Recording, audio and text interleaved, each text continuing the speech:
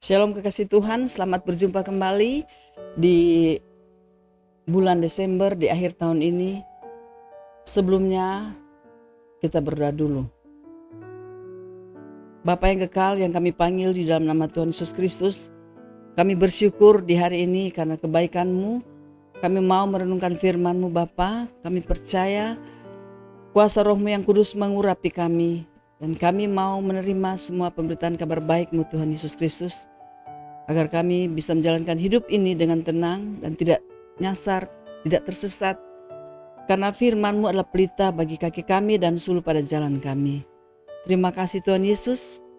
Kami sambut firman-Mu di dalam nama Tuhan Yesus Kristus, Juru Selamat kami yang hidup. Haleluya. Amin. Kekasih Tuhan, judul firman Tuhan hari ini adalah milik Tuhan. Mari kita melihat dalam 1 Korintus 6 ayatnya yang ke-20. Demikian firman Tuhan, sebab kamu telah dibeli dan harganya telah lunas dibayar, karena itu muliakanlah Allah dengan tubuhmu. Amin, kekasih Tuhan. Di sini pesan Tuhan kita katanya telah dibayar lunas dan harus mempersembahkan tubuh kita. Kenapa kita harus mempersembahkan tubuh kita kepada Tuhan? Tuhan telah membayar kita dengan darahnya yang kudus. Kekasih Tuhan, di bulan Desember ini banyak orang-orang merayakan hari Natal, hari kelahiran Tuhan Yesus Kristus. Bahkan bukan hanya sampai di hari kelahiran Tuhan Yesus, tetapi di mana sejarah Tuhan Yesus waktu datang ke dunia, waktu dia lahir, waktu dia besar, dan setelah itu kan terakhirnya kan Tuhan Yesus rela berkorban untuk kita, dia rela mati di kayu salib, mengeluarkan kita dari dosa. Dan akhirnya kita diselamatkan dan kita ditebus sesuai ayatnya tadi dikatakan kita telah lunas dibayar. Dibayar dengan apa kekasih Tuhan? Dengan hidupnya Tuhan Yesus, dengan darahnya yang kudus. Kita telah dibayar lunas kekasih Tuhan. Itulah sebabnya saya katakan kita ini bukan milik kita sendiri. Kita sudah milik Tuhan. Kita malah berhutang kepada Allah, kepada Tuhan Yesus Kristus karena Dia telah menebus kita, mengeluarkan kita dari kegelapan, mengeluarkan kita dari maut. Tuhan menebus dengan darahnya yang kudus kekasih Tuhan. Betapa dia mau berkorban untuk kita kekasih Tuhan. Siapakah kita? Kita dibuat dari lebu tanah, dari tanah liat. Tapi Allah yang membuskan nafasnya yang kudus, dia memberikan rohnya yang kudus. Dan dia kembali datang mengambil kita, merebut kita dari iblis. Iblis menipu Adam, manusia jatuh dalam dosa, tetapi Allah sangat mengasihi karena kita adalah ciptaannya dia. Itulah sebabnya Allah datang ke dunia. Dia datang menebus kita kekasih Tuhan. Dia keluarkan kita dari dosa. Allah datang ke dunia, dia menjadi manusia, itulah manusia Tuhan Yesus Kristus. Kekasih kita semua, kekasih Tuhan. Biar kita menghargai apa yang telah Tuhan berikan kepada hidup kita, kekasih Tuhan. Dia katakan kita telah dibeli dengan harga yang lunas dibayar. Itulah sebabnya kita harus muliakan dia dengan tubuh kita. Roma 12 ayat 1 dan yang kedua kita lihat kembali kekasih Tuhan. Kenapa Tuhan katakan harus setelah kita dibeli, kita menjadi milik Tuhan, dia mau kita mempersembahkan tubuh kita kepada Tuhan. Roma 12 ayat yang pertama dan yang kedua. Demikian firman Tuhan, perikopnya atau judulnya persembahan yang benar. Karena itu saudara-saudara, demi kemurahan Allah aku menasihatkan kamu supaya kamu mempersembahkan tubuhmu sebagai persembahan yang hidup, yang kudus dan yang berkenan kepada Allah. Itu adalah ibadahmu yang sejati. Ayat yang kedua, janganlah kamu menjadi serupa dengan dunia ini, tetapi berubahlah oleh pembaruan budimu sehingga kamu dapat membedakan manakah kehendak Allah, apa yang baik, yang berkenan kepada Allah dan yang sempurna. Amin. Tuhan mau kita mempersembahkan tubuh kita sebagai persembahan yang hidup, persembahan yang benar. Tuhan tidak mau tubuh kita dicemarkan karena Dia telah beli kita dengan harga yang mahal kekasih Tuhan. Kita harus memberikan persembahan yang benar di hadapannya Dia, tubuh yang sehat, tubuh yang dalam kekudusan, tubuh yang ada kemuliaan Tuhan, kekasih Tuhan. Karena dia Allah yang mulia, dia mau kita memberikan tubuh yang sempurna di hadapannya dia. Tandanya kita menghargai dia, kekasih Tuhan. Bahkan bukan cuma tubuh, tetapi roh, jiwa, dan tubuh kita harus persembahkan kepada Tuhan sebagai persembahan yang hidup. Itulah ibadah kita yang sejati. Banyak kali kita sering hidup di dalam kekasih Tuhan hal-hal yang tidak berkenan, yang Tuhan tidak mau. Seringkali kita hidup dalam hanya keinginan daging ini. Bukan keinginan roh, bukan keinginan Allah. Allah itu roh, dia mau kita melakukan tubuh ini dengan kehendak roh. Kalau kehendak roh pasti kita tetap tinggal dalam firman-Nya, tidak akan keluar jalur daripada kebenaran firman Tuhan. Kita lihat Roma 6 ayatnya yang ke-6 dikatakan sini, kekasih Tuhan. Roma 6 ayat yang ke-6, demikian firman Tuhan. Karena kita tahu bahwa manusia lama kita telah turut disalibkan, supaya tubuh dosa kita hilang kuasanya, agar jangan kita menghambakan diri lagi kepada dosa. Amin. Itulah sebabnya Tuhan mau persembahkan tubuh kita sebagai persembahan yang benar, karena kita bukan lagi hamba dosa, tetapi kita adalah hamba kebenaran. Allah yang benar, Allah yang sempurna telah membeli kita dengan harga yang lunas dibayar dengan darah Kristus. Itulah sebabnya Dia mau kita mempersembahkan tubuh kita dengan persembahan yang benar, persembahan yang sejati.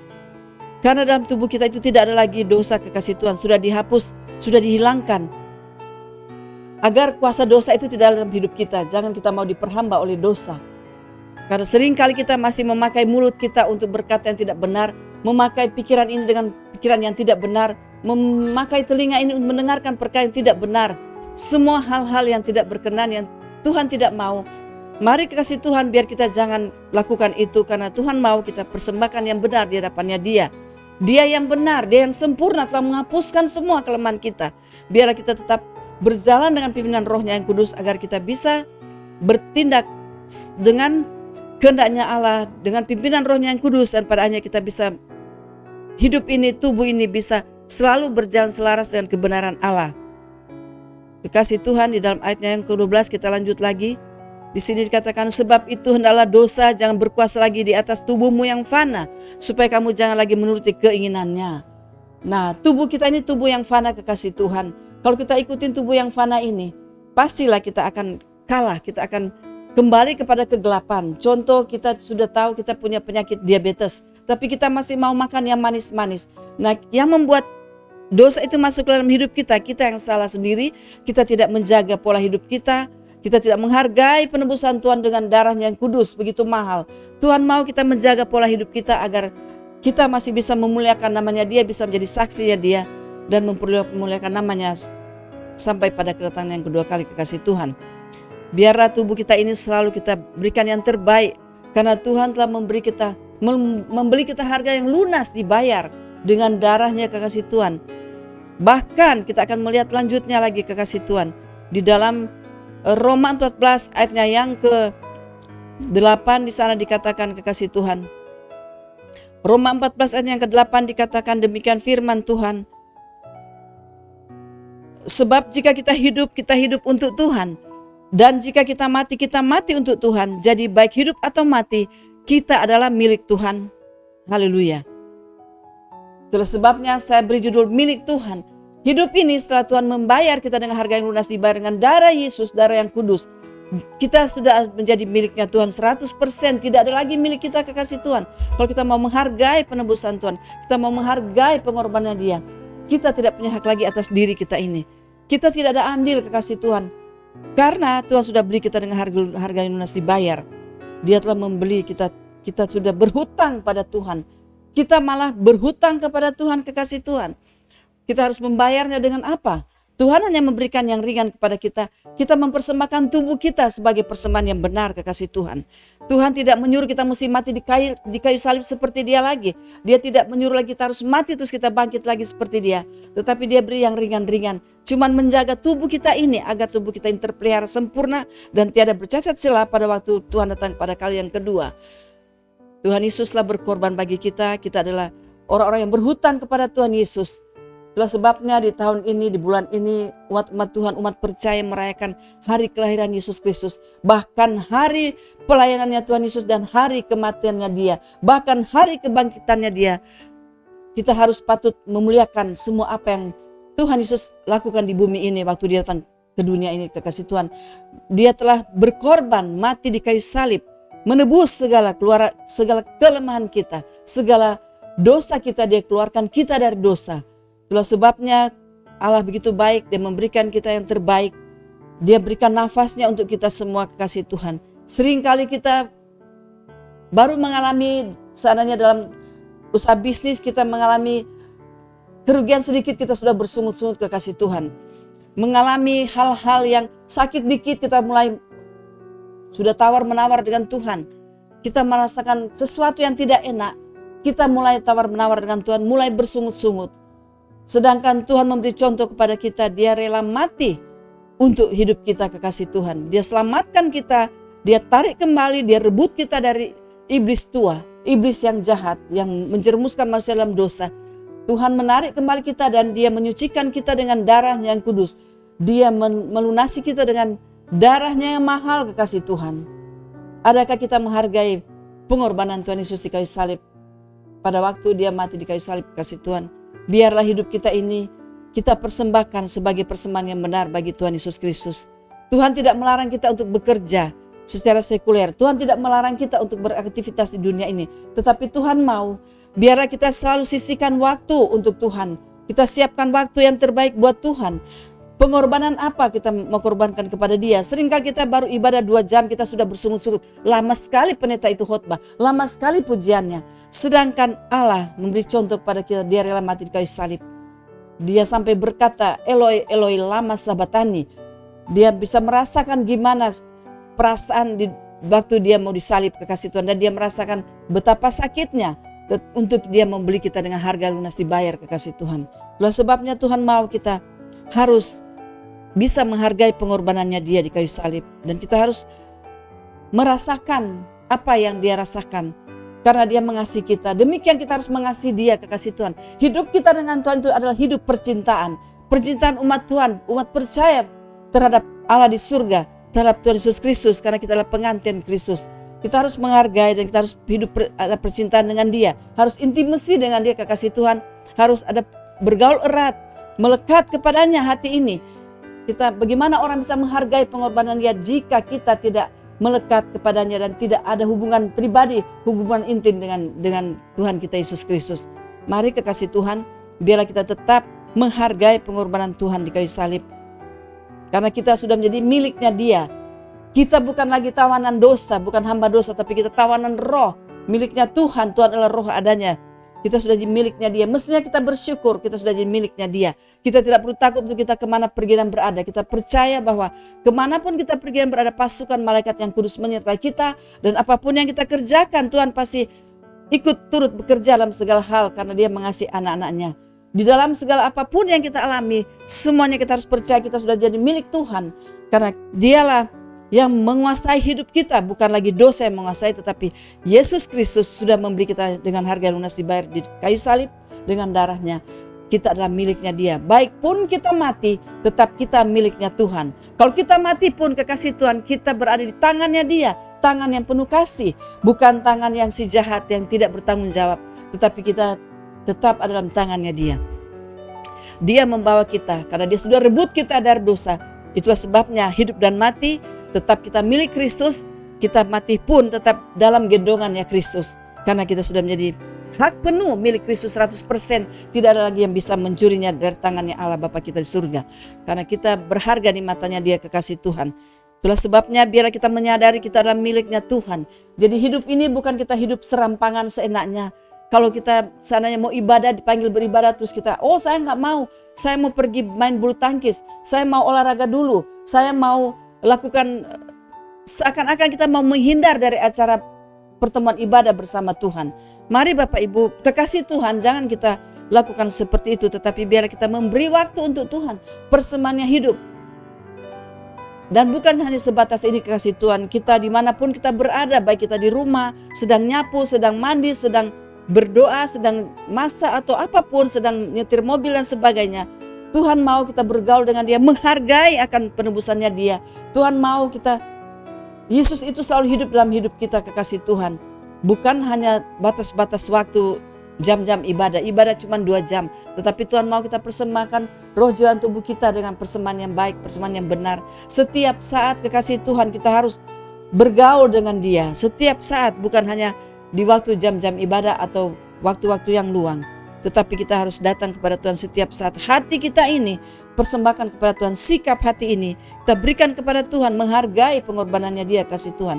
Jika kita menghargai dia, kita ada komunikasi sesering mungkin dengan Allah kita di surga.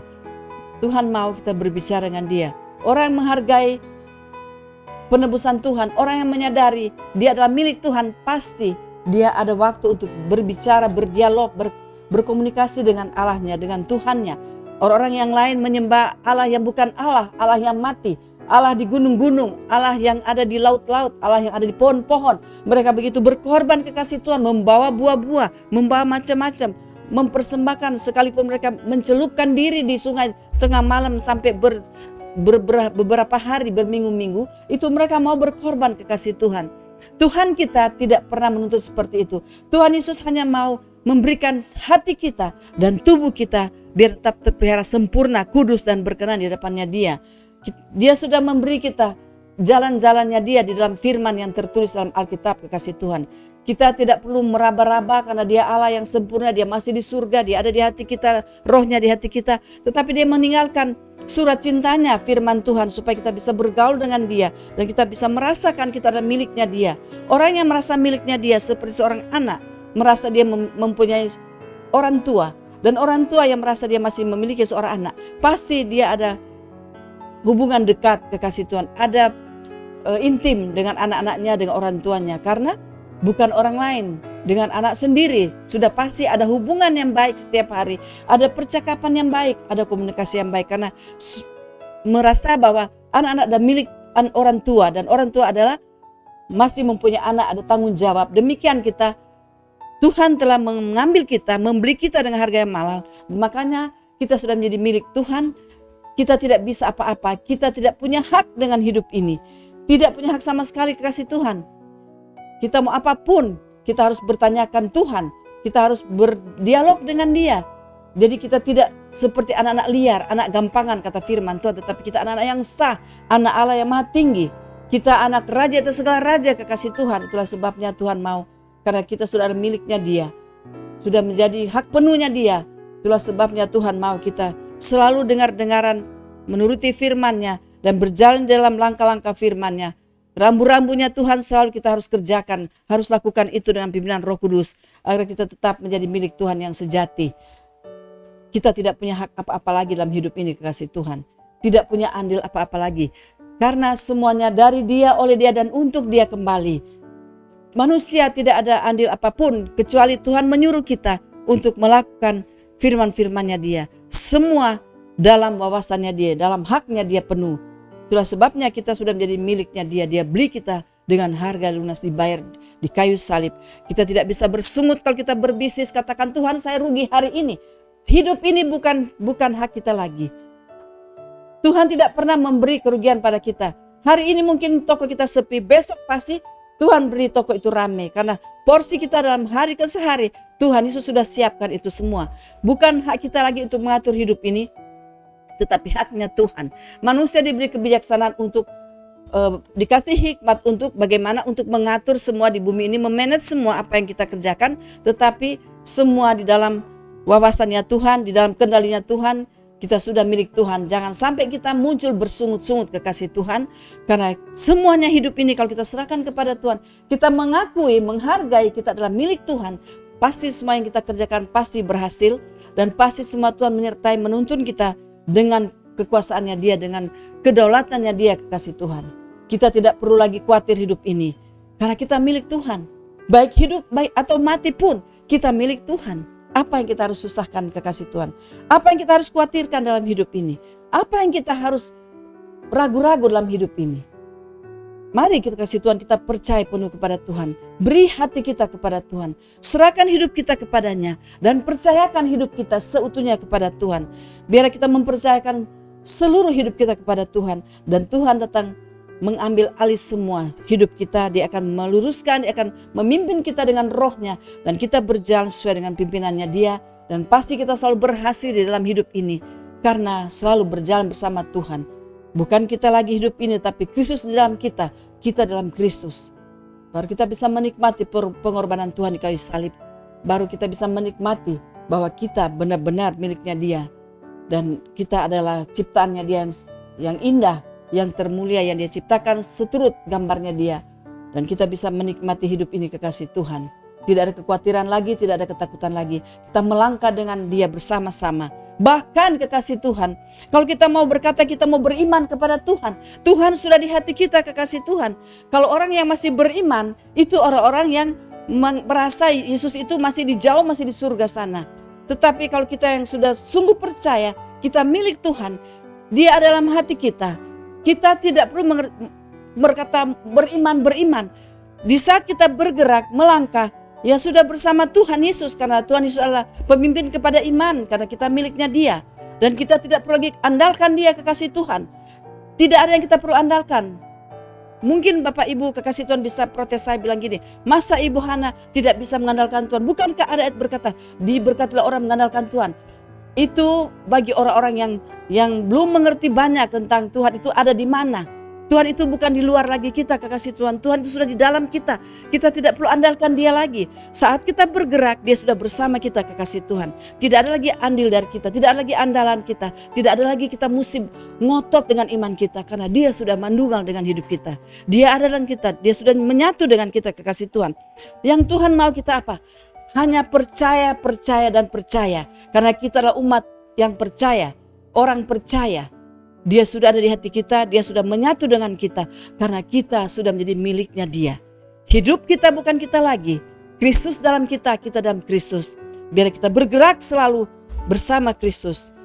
Dan apapun yang kita kerjakan, kita percaya dengan bersama Kristus, kita selalu berkemenangan, bahkan lebih daripada pemenang.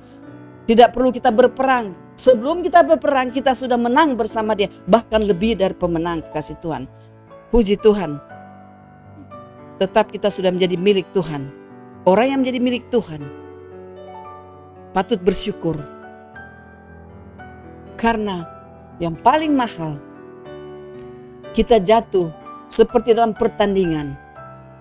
Ada orang dalam pertandingan mereka suka kayak cabul lotre kayak mereka bilang, aku pilih yang sana, aku pilih yang itu. Kita sudah dipilih Tuhan, kita sudah jadi milik Tuhan. Tuhan yang menang, Tuhan sudah bayar kita dengan darah Kristus.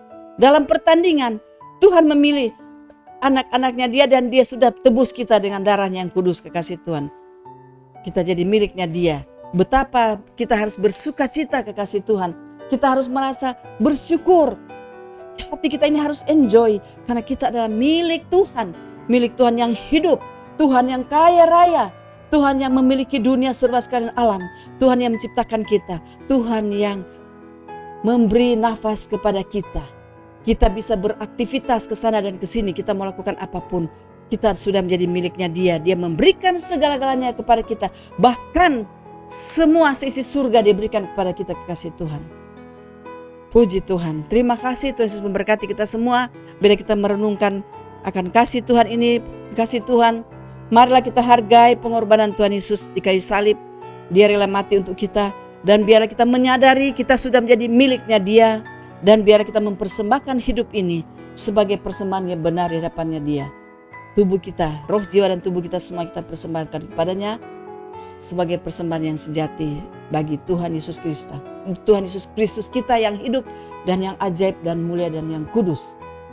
Dia agung, Dia dahsyat, Dia luar biasa, Dia berdaulat. Serahkanlah hidup kita kepada Tuhan karena kita adalah miliknya Tuhan Yesus. Puji Tuhan, Tuhan Yesus memberkati kita semua, kekasih Tuhan. Mari kita satu dalam doa. Terima kasih Tuhan Yesus buat pengorbanan-Mu di kayu salib.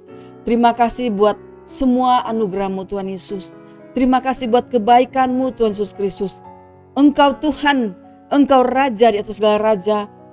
Engkau imam di atas segala imam. Engkau dokter di atas segala dokter. Engkau segala-galanya dalam kehidupan kami ya Bapa. Engkau telah memiliki kami. Engkau beli kami dengan harga yang lunas dibayar di kayu salib dengan darah-Mu Yesus Kristus. Kami patut bersyukur kepadamu Tuhan. Harus menghormati Engkau ya Bapa. Engkau yang mulia, Engkau yang agung Tuhan. Terima kasih buat segala kebaikan-Mu. Kami tidak bisa berbuat apa-apa. Kami tidak bisa balas apa-apa kepadamu ya Tuhan Yesus. Engkau sudah menjadi Tuhan kami, juru selamat kami, dan kami sudah menjadi milik-Mu ya Tuhan.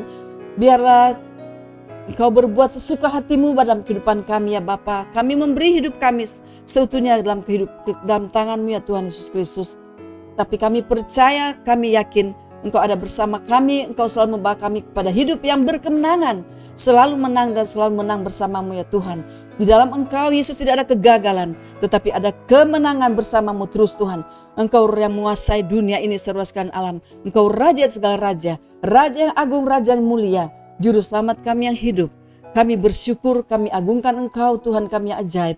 Kami agungkan Engkau Tuhan pembuat mujizat. Kami agungkan Engkau Tuhan ahli dalam bidang mustahil. Bagi manusia tidak bisa, tapi bagimu Tuhan tidak ada yang mustahil. Oh, terpujilah namamu Tuhan Yesus, kami ajaib dan luar biasa. Kau dahsyat Tuhan. Engkau sudah menggenggam kami dengan kasih-Mu. Engkau merebut roh kami kembali kepadamu. Engkau mencengkram kami dengan kasih-Mu Tuhan. Terima kasih Tuhan Yesus, Engkau melindungi kami dengan pasukan malaikat yang kudus. Engkau menguduskan kami dengan darah-Mu Yesus Kristus Tuhan. Darah yang mahal, darah yang tidak bercacat celah. Oleh karena Engkau mengasihi kami, Engkau berkorban untuk kami ya Bapa. Kami bersyukur Tuhan Yesus, di tahun 2022 ini, di bulan yang terakhir tahun ini ya Bapa, tetap kami mengingat akan kelahiran-Mu Tuhan Yesus Kristus, kedatangan-Mu ke dunia ini. Dan Engkau telah mengerjakan segala sesuatu bagi kami. Engkau rela mati di kayu salib dan Engkau telah bangkit kembali pada hari yang ketiga. Engkau pergi ke surga tetapi Engkau tidak tinggalkan kami yatim piatu. Engkau ada dalam hidup kami Bapa, Roh-Mu ada dalam hidup kami. Dan janji-Mu Tuhan, Engkau akan membawa kami ke rumah yang indah di surga bersama-Mu ya Tuhan Yesus Kristus. Dan kami hidup di sana menjadi anak-anak Raja. Engkau adalah Raja kami yang hidup. Terima kasih Tuhan Yesus buat segala kebaikan-Mu. Di tahun 2022 ini kami percaya, masuk ke tahun 2023 Engkau sudah berkati kami. Kami menikmati kasih-Mu Tuhan di tahun 2023 ini dengan penuh sukacita, penuh kemenangan bersama-Mu Tuhan Yesus Kristus. Terima kasih. Dalam hidup kami tidak ada kutuk, tetapi hanya ada berkat Abraham, Ishak dan Israel. Berkat Tuhan Yesus Kristus Juru Selamat kami hidup, menyertai kami di tahun 2023 nanti ya Bapa. Di dalam nama Tuhan Yesus kami mengucap syukur. Segala kemuliaan hanya bagi-Mu Bapa. Haleluya. Amin.